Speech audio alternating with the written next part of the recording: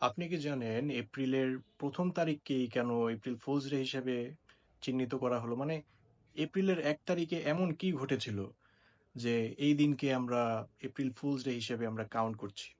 Why this day? So এটার পেছনে একটা ইন্টারেস্টিং রিজন আছে।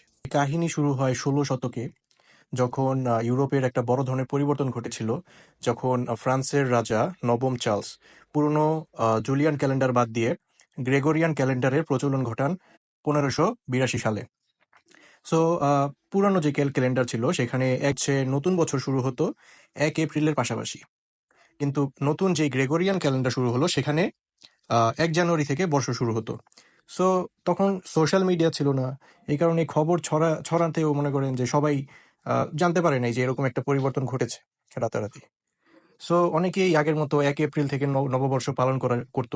আর যারা এই নতুন খবর পেয়েছে যে ১ জানুয়ারি থেকে নববর্ষ শুরু হবে, এই খবর যারা পেয়েছিল তারা ওই মানুষগুলোর সাথে প্র্যাঙ্ক করা শুরু করলো, মজা করা শুরু করলো। যেমন বিভিন্ন ধরনের আমন্ত্রণ পাঠানো বা বিভিন্ন ধরনের নকল জিনিসপত্র বলে তাদেরকে মানে প্রতারণা করা, তাদের সাথে এরকম ফান করা শুরু করলো।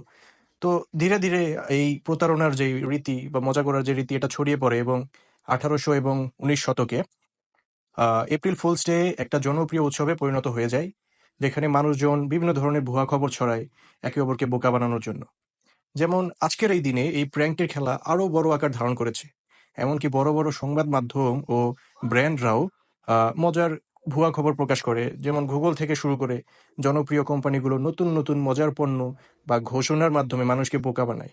তাই ১ এপ্রিল যদি কেউ আপনাকে বোকা বানিয়ে দেয়, চিন্তা করবেন না, আপনি শত, শত বছরের ঐতিহ্যের অংশ হয়ে গেছেন।